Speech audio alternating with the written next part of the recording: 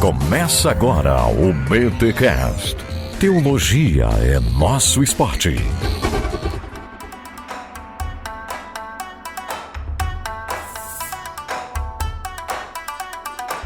Muito bem. Começa mais um BTcast, BT Week. Eu sou Rodrigo Bibo e o Salmo 23 pode ser usado além dos velórios. E eu sou Cacau Marques e o Senhor é o meu pastor e eu sou a sua ovelha elétrica.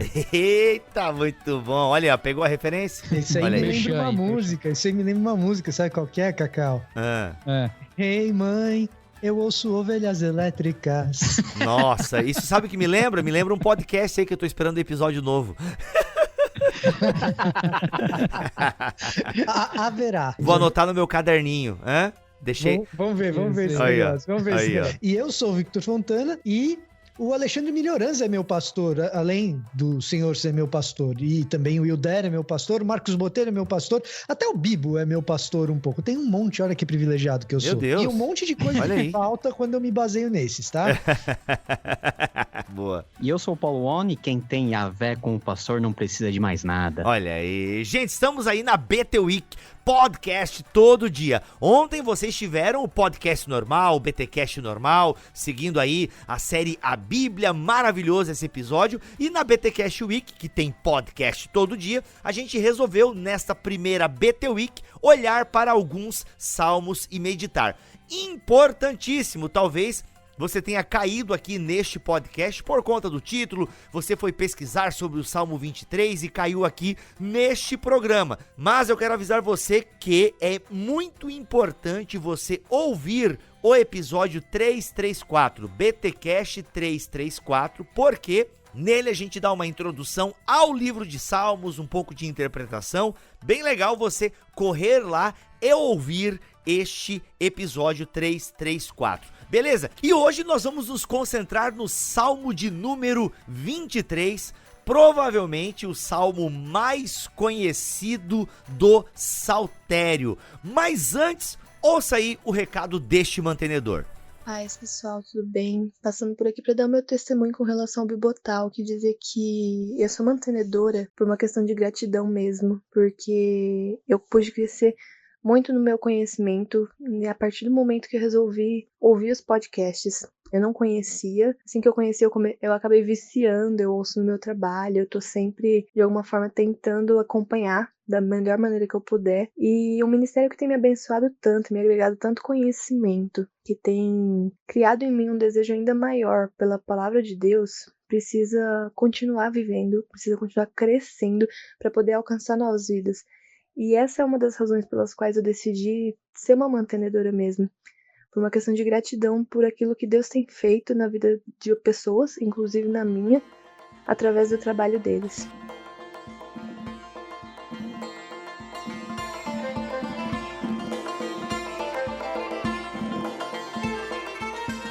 É isso, gente. Só lembrando rapidez que você pode se tornar um mantenedor do Bibotalk e ajudar este trabalho a permanecer no ar por mais tempo, levando conteúdo bíblico teológico de qualidade. Vamos para a leitura então do Salmo 23 e uma meditação aqui na BT Week, no bibotalk.com.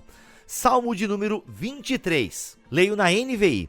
O Senhor é meu pastor, de nada terei falta. Em verdes pastagens me faz repousar e me conduz às águas tranquilas. Restaura-me o vigor. Guia-me nas veredas da justiça por amor do seu nome. Mesmo quando eu andar por um vale de trevas e morte, não temerei perigo algum, pois tu estás comigo. A tua vara e o teu cajado me protegem. Preparas um banquete para mim à vista dos meus inimigos. Tu me honras, ungindo a minha cabeça com óleo e fazendo transbordar o meu cálice. Sei que a bondade e a fidelidade me acompanharão todos os dias da minha vida e voltarei à casa do Senhor enquanto eu viver. E aí, gente, Salmo 23, sem dúvida o mais conhecido do Saltério, mais citado, e uma música excelente do Projeto Sola. Igor, esse salmo, começando pelas informações mais técnicas, ela, além de ser conhecida, ela mostra algumas características um pouquinho diferentes no seu texto em hebraico daquilo que a gente tem nos textos aqui em português. Geralmente, quando você vê um texto bíblico na sua versão aí favorita, você tem aqueles títulos lá em cima, né, que nós chamamos de epígrafe, que são títulos que não foram inspirados, foram escritos aí pelos editores da Bíblia para facilitar a localização, né, para ver que história que é, coloca um título lá, por exemplo, o nascimento de Jesus, aí tem lá Mateus 2, etc. Particularmente em Salmos, todas as epígrafes, elas fazem parte do texto original. Então, aqui no Salmo 23, o texto em hebraico não começa com a frase "O Senhor é meu pastor", começa com a frase Mizmor le David, ou seja, Salmo de Davi. Então, a frase Salmo de Davi, ela começa o texto canônico na língua hebraica, tá? Então, é um ponto aí de curiosidade do texto original. E outra curiosidade é que o Salmo 23 é um dos poucos salmos que começa, de fato, com a palavra, ou melhor dizendo, o nome pactual, né, o tetragrama, o Yahvé, né, o Senhor. Quando a gente tem Senhor em caixa alta, é uma referência direta às 4 letras do alfabeto hebraico, que fazem referência ao nome pactual de Deus, ao nome impronunciável de Deus, que por convenção nós chamamos ou de Yahweh, Yahweh, ou comumente aí em versões mais arcaicas da Bíblia portuguesa, Jeová, tá? Embora Jeová seja tecnicamente uma pronúncia aí muito errada, tá bom? Ô Paulo, é o seguinte, eu sei que não é o tema aqui, mas já que você trouxe essa curiosidade e fez uma observação no final de que Jeová não é tão certo, e nós temos aí tradicionalmente, né, uma religião conhecida como Testemunhas de Jeová, por que Jeová é uma transliteração ou um modo errado de falar Yahweh, Yahvé ou Javé? Por que Jeová não? Porque Jeová, ela, em primeiro lugar, ela usa, né, ela translitera literalmente, né, embora essa frase possa parecer redundante, mas é exatamente isso, ela translitera literalmente as pontuações vocálicas do Yahweh, né, do tetragrama que nós temos lá no texto massorético, nas suas correspondências exatas em termos vocálicos, tá? Então, quando você lê o tetragrama na maioria das ocorrências do texto hebraico, a tendência é você ler Yehová, tá? Porque é exatamente essas pontuações que nós temos no texto hebraico. Mas as vogais que estão lá não são para você entoar o nome de Deus, né, na sua forma exata, mas é para indicar uma outra palavra que deveria ser lida no lugar do Yahweh, que é a palavra Adonai. E então as vogais não são de Yahvé, e são de Adonai. Tecnicamente nós chamamos isso de Ketiv Perpetuum, ou seja, você lê de uma forma, mas você entoa, pronuncia de outra, tá? Isso de forma perpétua, isso faz parte da tradição. Outro ponto é que a letra J e a letra V, dependendo da língua, não tem entonação de J e de V, tem entonação de I. Por exemplo, no alemão, você não fala Jeová, né? O J não tem entonação desse tipo, nem no latim. Então, falar Jeová em português ainda fica ainda mais errado, tá? Então, por isso que as versões mais modernas não trazem Jeová, porque já é um consenso da academia que essa forma de você expressar o nome de Deus é incorreta. Ótimo. Beleza, olha aí, ó.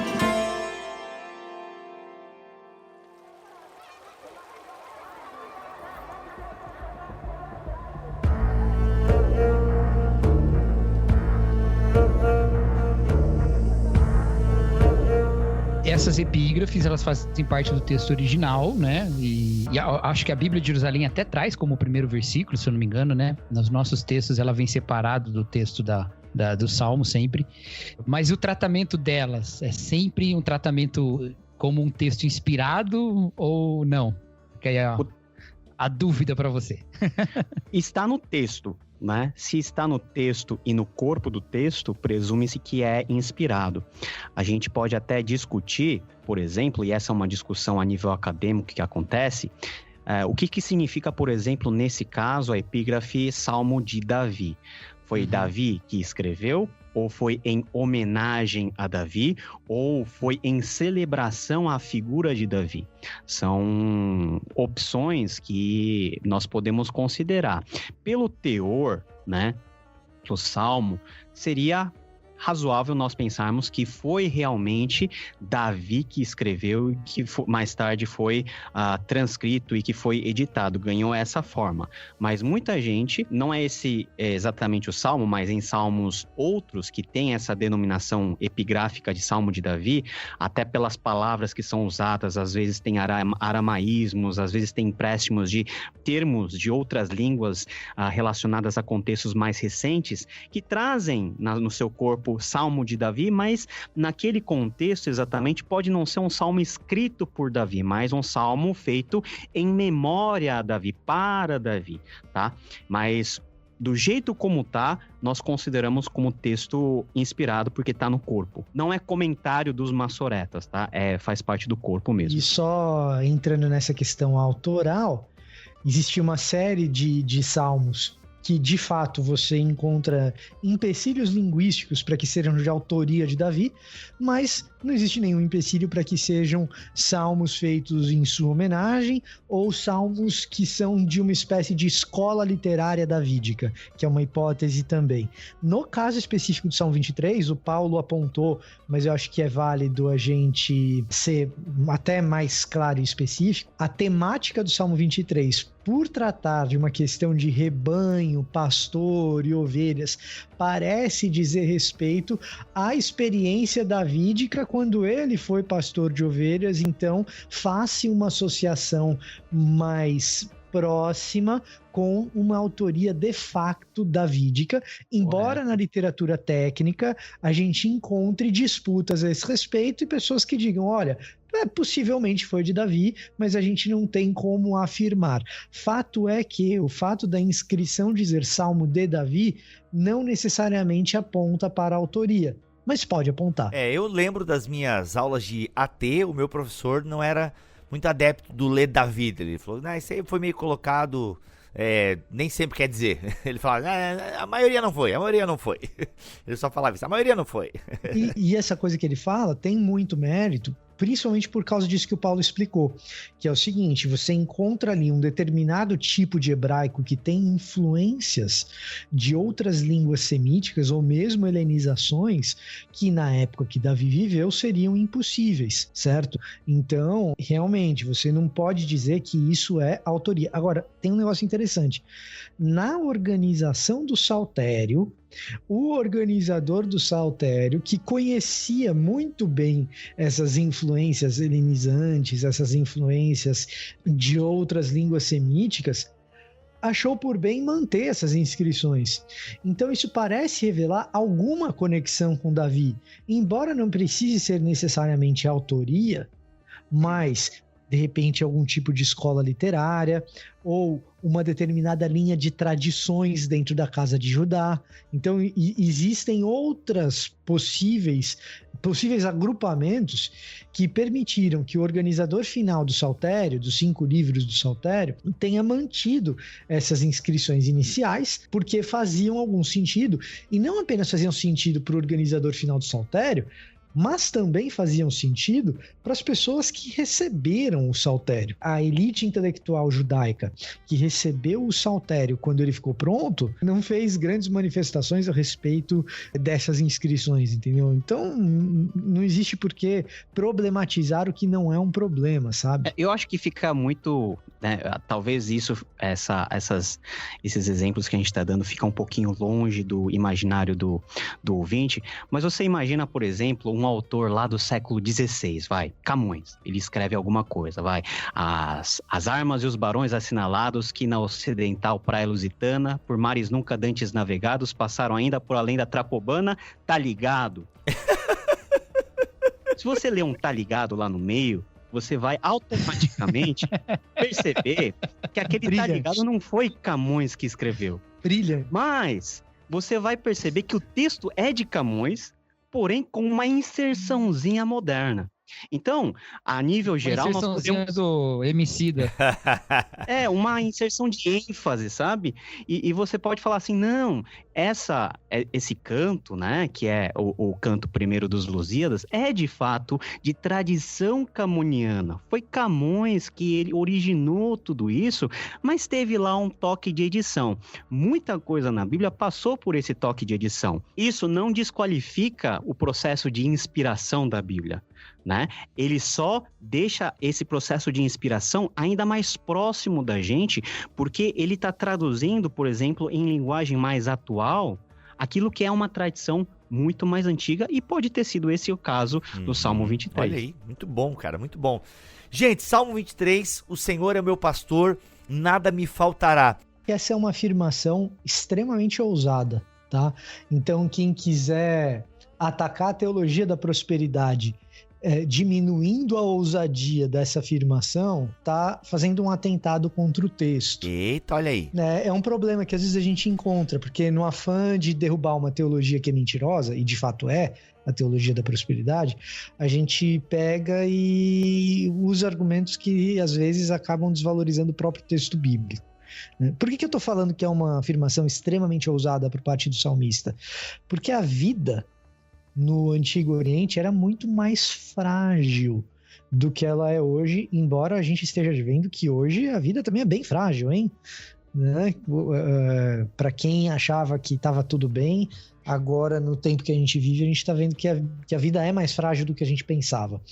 Mas o ponto aqui que eu quero fazer é o seguinte: a pessoa que lê o Salmo 23 no contexto do Antigo Oriente e conhece a história do povo hebreu, sabe as coisas pelas quais o povo hebreu passou, conhece as suas histórias de origem.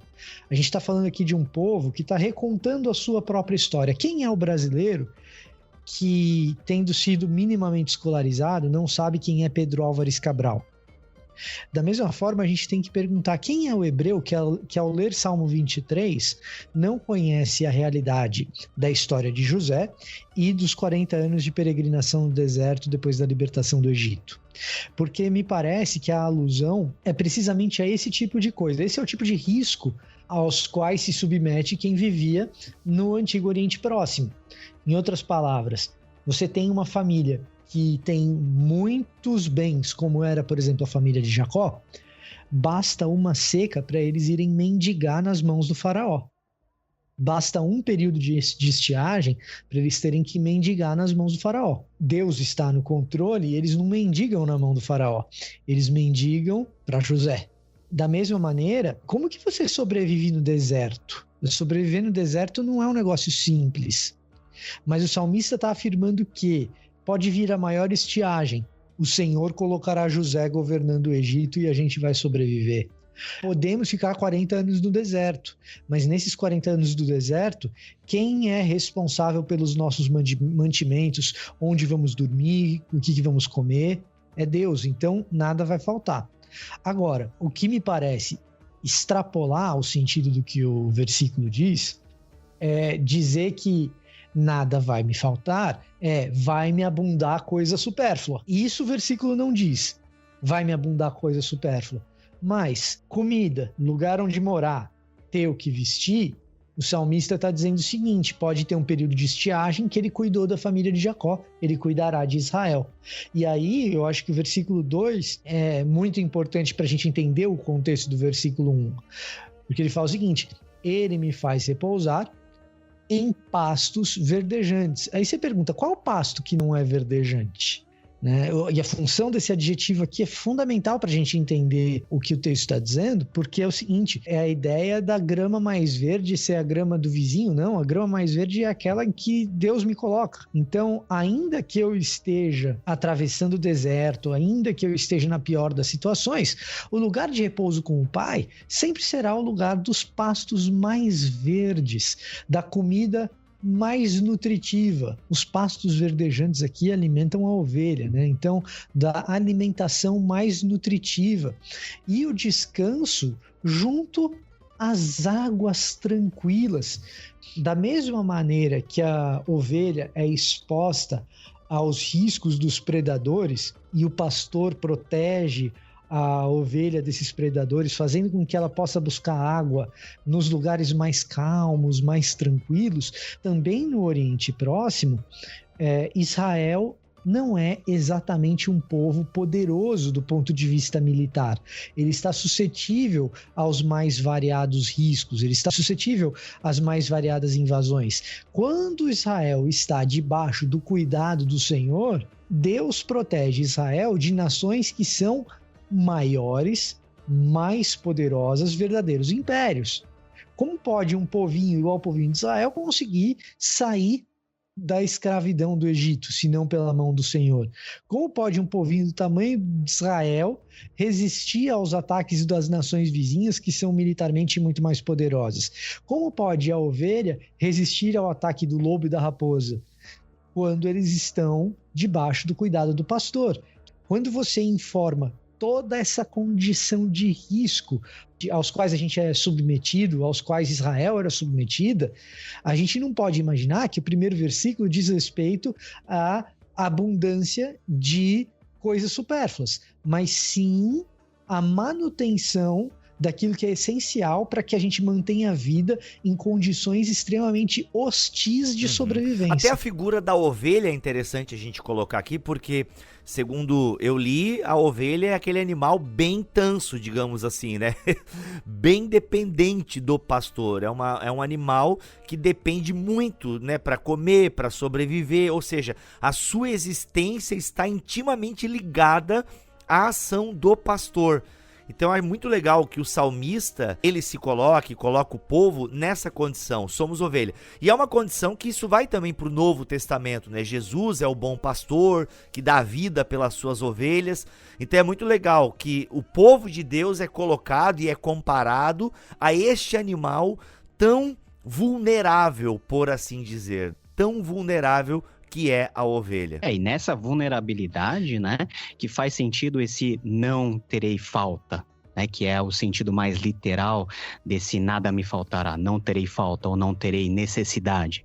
É que as ovelhas, como você falou, elas são guiadas em tempos bons a pastos verdejantes, eles são refrigerados, eles são mantidos em segurança, mas no caminho para um pasto num mundo nômade, era necessário passar por situações adversas. É aquilo que o salmista vai descrever como vale da sombra da morte, né? Você atravessar regiões inóspitas durante a noite, estando vulneráveis a todo tipo de predador. Então você imagina um pastor tendo que cuidar de um rebanho grande, com um cajado na mão, tendo que assustar todo tipo de predadores, lobos, leões, tudo isso. Mesmo que essa situação possa acontecer e ambos, o pastor e a ovelha, estarão juntos nessa parada de perigo, o que não vai faltar também é a proteção e a provisão divina. A provisão expressa nos campos verdejantes, nas águas de descanso, na vereda da justiça, mas a provisão da proteção, a presença de Deus não vai faltar também em momentos cruciais, em momentos onde as ovelhas realmente necessitam do pastor para terem a sua vida preservada. Então esse nada me faltará ou não terei falta de nada, ela abarca todas as instâncias e todo o âmbito da vida, tanto dos momentos bons de fartura, tanto nos momentos de crise e também de dificuldade, quando a mão do Senhor, o seu bordão e o seu cajado se fazem presentes na nossa vida. Então o cajado não é para bater nos crentes, é para bater nos inimigos. As duas coisas, né? Olha aí. Inclusive, a má leitura desse salmo, ela denuncia a imaturidade da nossa fé, da nossa espiritualidade. Eu gostei muito daquilo que o Vitor falou, né? De que a gente, para combater um erro, não pode colocar outro erro, né? E tem muita gente que faz isso com esse salmo, né? Tentando compensar a ousadia da afirmação do primeiro verso com formas mais brandas de lê-lo, né? É um erro fazer isso. Mas acho que vem muito de não compreender mesmo a própria dinâmica do Salmo. Porque esse Salmo, como o Paulo destacou aí, ele tá falando de um movimento mesmo, ele tá falando de uma caminhada, né? Se você prestar atenção, nem o pastor nem a ovelha estão parados hora nenhuma, e eles estão sempre andando, né? E isso fica evidenciado na utilização de verbos de movimento mesmo, em português mesmo, né? Você percebe isso, né? Como eles estão andando sempre. Por exemplo, quer ver? Ele me guia a águas tranquilas, ele me guia pela vereda da justiça, ainda que eu ande pelo vale da sombra da morte. Bondade e misericórdia me seguirão. Então, o tempo todo o movimento. Estão andando. São 6 versos e 4 verbos de movimento. Essa caminhada está acontecendo com o pastor e ovelha. Esse relacionamento pastor e ovelha está acontecendo numa caminhada. E que caminhada é essa? A caminhada do versículo 3, do caminho da justiça. Então, o pastor guia no caminho da justiça. Deus nos guia na retidão, nessa ideia de nós andarmos em retidão. A gente falou lá na BT Week número 1 sobre o Salmo dos 2 caminhos, né? O caminho do ímpio e o caminho do justo. Aqui, o pastor está guiando no caminho da justiça. Ele faz isso por amor do seu próprio nome. Ele não faz isso simplesmente porque ele quer que a gente tenha uma boa vida ou porque ele quer que a gente tenha uma vida prazerosa. Ele faz isso para a sua própria glória, por honra a si mesmo, para que nós, em uma vida justa, glorifiquemos a ele e o seu nome seja glorificado em nossa vida justa. E nesse caminho da justiça, a gente passa por coisas que são coisas boas. E aí que eu acho que a nossa imaturidade é demonstrada. Por quê? Porque ele nos faz andar e ele nos faz deitar em pastos verdejantes. O pasto verdejante está num dos estágios desse caminho, né? O caminho passou por ali e a gente chegou lá. Ele nos leva a águas tranquilas. Essas águas tranquilas foram no caminho que o pastor nos levou. Tudo a gente vê que não falta nada para nós nas coisas do caminho. Só que por causa da nossa leitura imatura da vida, a gente confunde o nada me faltará com o fato de que o caminho é que nos concede todas essas coisas. Ou seja, a gente tem confiança na bondade das circunstâncias e não na bondade de Deus. Uau. E aí a gente esquece o versículo 4, no qual a gente está na pior circunstância possível e ainda nada nos falta, porque não é a circunstância que nos garante que nada nos falte. É o próprio pastor que está conosco na bonança e na tragédia, né? Então, nesse caminho da vereda da justiça, no caminho da retidão, imagina a gente como ovelha sendo guiada pelo pastor e de repente o caminho chega num lugar que tem 2 encostas e é tão alto as encostas do lado do caminho que a coisa fica meio escura. Sabe quando você tá andando de carro e você passa numa estrada, e você passa num lugar assim que tem aquelas placas que pedras podem se soltar e cair na pista, né? Eu sempre achei assustador isso. Eu quero, não tem o que fazer. Pode ser que uma pedra solte e caia em cima do seu carro. E às vezes é tão alto que você tá num lugar que tem luz pra caramba do sol, mas dependendo do dia, naquele momento, quando você passa ali, tem sombra, tá sombreado ali. Imagina isso como uma ovelha andando, o pastor te guiando por esse caminho e chega nesse lugar. E não são pedras que podem cair, são inimigos, são devoradores, né? Predadores que podem vir te atacar. Você pode falar, opa, peraí, não, esse caminho da justiça tá passando por um lugar que é morte, eu não vou andar por ali. Mas aí você perde exatamente o que é que garante que nada te falta, o próprio pastor. Ou seja, o caminho da justiça, que a gente pode chamar de santidade, que a gente pode chamar de vida santa, é o ambiente do relacionamento com o pastor, é o ambiente do relacionamento com Deus. Se você fala, não, peraí, a retidão não está mais me dando os frutos que o bom caminho deveria me dar. Eu estou sendo fiel a Deus, mas agora as coisas estão acontecendo ruins comigo, então eu vou partir para a infidelidade. Eu estou sendo uma pessoa justa com os meus ganhos, mas Deus não está sendo fiel comigo, então eu vou sonegar imposto, entendeu? Coisas do tipo, assim, para dar um exemplo bem prático. Você está abandonando a fidelidade ao pastor para ficar fiel a uma etapa do caminho. As circunstâncias, né? Uhum. Mas a noite vai vir, e vai ter uma hora que vai estar tudo escuro, não só o vale. E aí você não vai estar com o pastor do seu lado. Então, lógico, eu não tô falando que Deus vai te abandonar, vocês entendem, né, a figura, né? Você não vai estar com o pastor do seu lado, ou seja, você não escolheu o caminho que era o caminho dele. Então Paulo emula isso no tudo posso, naquilo que me fortalece. Acho que sim, né? Porque eu sei viver na bonança e na aflição, né? Faltança. Na abundância e na desbundância. Mas escassez.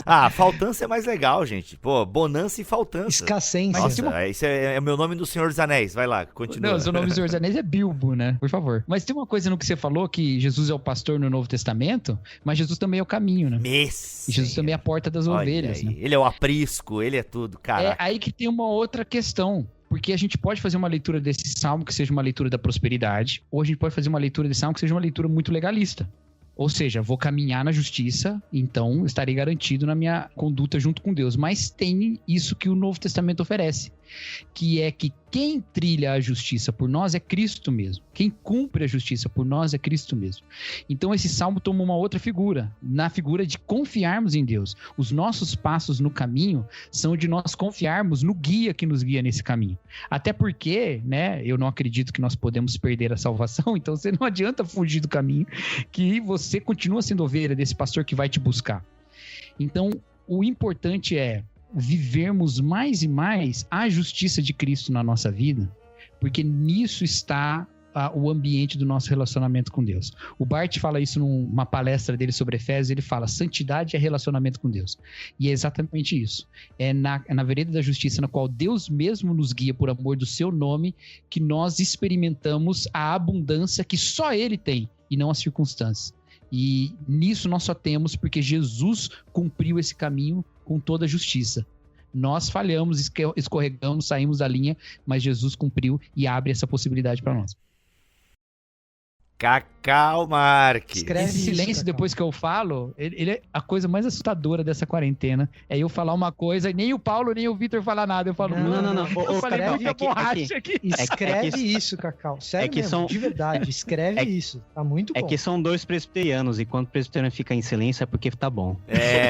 Não, tá demais. É que, ótimo. Ficou ótimo, meu, demais.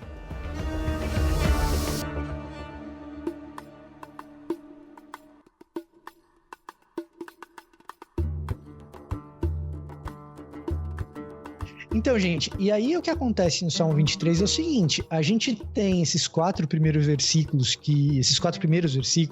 que trazem uma dimensão bastante interessante a respeito da provisão de Deus em relação ao povo, ao rebanho, às ovelhas, e isso a gente até conversou um pouco antes, é uma das coisas que parece indicar uma certa intimidade com o ofício do pastor, que parece levar para a figura de Davi, e os versículos 5 e 6 parecem levar para a vida de Davi num outro aspecto, que é o aspecto do líder nacional, do rei.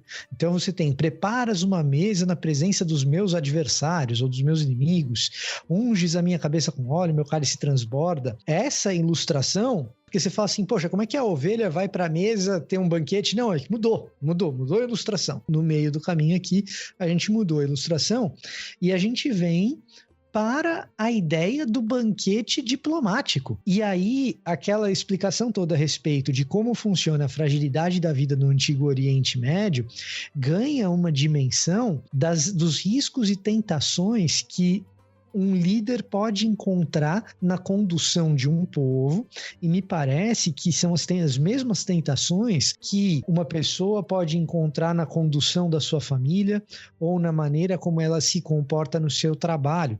Quando eu vou tomar as grandes decisões da minha vida, o que eu estou levando em consideração é a presença do Senhor comigo e os valores intrínsecos a isso, ou o que eu quero fazer é uma grande aliança com a filha do rei mais poderoso, e assim, quem me protege já não é mais o Senhor, é o Egito. Aqui eu estou fazendo uma alusão a Salomão, tá, gente? Qual que é a imagem aqui? Preparas uma mesa na presença dos meus adversários e unges a minha cabeça com óleo. E o meu cálice transborda, ou seja, nesse banquete diplomático no qual estão as nações vizinhas, que representam risco para mim, porque eles possuem exércitos maiores do que os meus, mais cavalos, mais carruagens, espadas mais afiadas. Vocês estão entendendo a figura. No lugar de eu costurar ali uma aliança ímpia com o rei da nação vizinha, não. Eu repouso no Senhor, porque Ele tem sido aquele que tem me conduzido por meio do vale da sombra da morte, das circunstâncias mais perigosas. E ali, firmado no Pai, os outros povos olham provisão divina que Deus proporcionou e falam assim, caramba, olha o cálice desse cara, tá transbordando. É a cabeça dele que tá sendo ungida com óleo e não a nossa. Mas, ué, a gente não tinha o maior exército? A gente não tem o maior número de cavalos, a gente não tem o maior número de carruagens, não são os nossos estábulos que são os maiores, por acaso não é maior o nosso arsenal, o número das nossas lanças, das nossas espadas, não são os escudos maiores e mais leves, aqueles que nós carregamos, porque a nossa tecnologia de forja do ferro é superior, não são os nossos campos os mais férteis e mais extensos, não é nosso o Nilo, não é nosso o Tigre, o Eufrates, eles têm apenas o Jordão, mas é o cálice deles que está transbordando. É mais ou menos por aí que é a perplexidade das outras nações diante do que Deus promete fazer ao rei de uma nação pequenininha chamada Israel. Como dizia o professor Luiz Saião, o Saião foi professor meu e do Paulo, eu acho que vocês dois também tiveram aula com ele, não tiveram? Não, cara, eu não tive. Ah, que pena. Eu também não tive esse prato, mas já sentei numa mesa com ele, né? Não é meu inimigo, mas já sentou algumas vezes.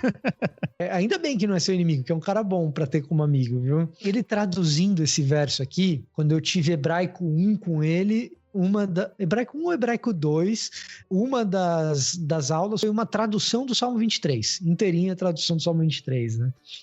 E aí ele traduzindo esse verso aqui, eu lembro dele falando um negócio interessante. Ele fala, como é que pode uma nação que tem um espaço territorial do tamanho do Sergipe, nada contra os sergipanos aqui, é só porque é um estado geograficamente de pouca extensão territorial, ok? Mas uma nação do estado do Sergipe querer fazer frente ao Egito, querer fazer frente às nações da Mesopotâmia, como pode uma coisa dessa? E pode porque Deus é aquele que prepara a própria mesa diplomática e estabelece os padrões desse encontro diplomático. Eu sou o Estado pequenininho, mas o Senhor vai preparar a nossa mesa na presença dos adversários e não o contrário. Porque eu não vou contaminar os meus princípios com os valores idólatras, culturais das nações circunvizinhas. E diante disso existe uma promessa, né? Que a bondade e a misericórdia certamente me seguirão, e se esse salmo de fato é davídico, isso inclui a maneira como ele lidera e desempenha o seu reinado por todos os dias da minha vida, e habitarei na casa do Senhor por todo sempre. Em outras palavras, tudo isso acontece à frente do templo, à frente do tabernáculo, no caso aqui, da Bait do Senhor, da casa do Senhor, né? Então é aos pés do templo, com a Torá no coração, que a gente tem esse grande banquete diplomático, no qual as outras nações ficam estupefatas diante de uma nação pequenininha, mas que parece ser ela que tem o cálice transbordando, e o reinado davídico foi exatamente isso, né? E aqui a gente também tem uma aplicação muito pessoal de Davi, né, Vitor? Porque e eu acho que esse é um dos pontos assim que mais identificam esse salmo com Davi, porque nós podemos ver o apreço que ele tem na menção que ele faz à casa do Senhor, que na época de Davi é o próprio tabernáculo, mas dentre todos os reis de Judá e do Reino Unido, ninguém demonstrou carinho maior em relação ao templo, que é a simbolização da presença de Deus, do que o próprio Davi. Na verdade, tudo que Salomão fez depois, né, foi tudo obra daquilo que Davi já havia preparado de antemão. Era Davi que queria construir essa casa do Senhor. E foi uma grande angústia de Davi não poder fazer isso, dadas as condições que ele se encontrava. Então, essa aplicação final que ele faz, de que todo o favor de Deus vai segui-lo todos os dias da sua vida, e todos os dias da sua vida, ele estará diante da presença de Deus, desfrutando de toda a honra que ele recebeu, desfrutando de todo o favor que ele recebeu, e também desfrutando dessa proteção que ele faz menção lá nos primeiros versos. Então, acho que é uma ótima finalização que Davi faz, colocando toda a devoção dele. Hoje, no Novo Testamento, nós não temos essa devoção em relação à casa do Senhor, e seria incorreto nós aplicarmos esse conceito e essa importância da casa do Senhor hoje para o contexto de igreja. Mas troca, por exemplo, casa do Senhor pela presença do Senhor, pela intimidade do Senhor, pela comunhão com o Senhor, por Ele estar junto de você. Se isso realmente acontecer, que nem o texto fala, você não vai precisar seguir nada. as coisas vão seguir você. E isso daqui não é chavão triunfalista. Uma vez que você está na presença de Deus e você tem comunhão com o Altíssimo, com esse Deus da aliança a quem Davi faz menção no começo, todos os seus benefícios esses que fazem parte da própria aliança, as bênçãos da aliança, certamente vão nos seguir, não porque nós atraímos essa bênção, mas é porque o Senhor da aliança assim garante e assim permite que nós possamos usufruir daquilo que Ele prometeu que iria nos dar.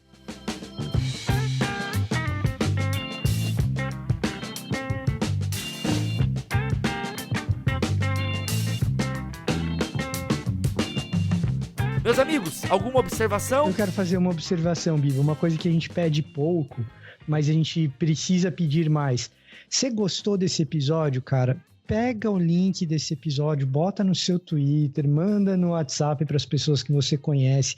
A gente faz isso com o maior carinho para vocês. A única coisa que a gente pede é que você divulgue o nosso trabalho, porque se abençoou você, pode abençoar mais pessoas, entendeu? Perfeito. Então, faça isso. Até como uma maneira aí de agradecer o esforço que a gente tem por vocês e também, de repente, de você ajudar alguma pessoa que pode ser ajudada com o conteúdo que a gente produz também. É muito chato que quando a gente é comparado aos youtubers que ficam pedindo, dá like, se inscreve no canal. Mas, gente, é que realmente a gente tem que falar essa linguagem, porque é a linguagem de como funciona a internet. A mesma coisa é o podcast, né? Então, assim, eu fico muito feliz quando eu recebo alguns prints da galera, botei lá no grupo da igreja. A gente tem os mantenedores, então acaba tendo um contato mais próximo com os mantenedores. A galera, botei lá, no grupo aqui de discussão de teologia da minha cidade, coloquei o link do Bibotalk. É isso, cara, é isso. Você nos ajuda muito quando você compartilha esse conteúdo que a gente produz aqui. Então, é uma forma excelente de você nos ajudar compartilhando, ensinando outras pessoas a ouvir podcast, enfim. Meus amigos, obrigado mesmo pela presença de vocês aqui, Cacau, Vitor e Paulo. Vocês são bênção na minha vida e na vida de todos os ouvintes. É sempre um prazer estar aqui com vocês. Alguém quer despedir a gente com uma bênção? Acabei esquecendo no primeiro episódio da BT Week, hein? Acabei esquecendo aí, já... Abençoa nós, Cacau. Que a graça do nosso Senhor Jesus Cristo, o amor de Deus o Pai, a comunhão e a consolação do Espírito estejam com todos vocês. Amém. Amém. Amém.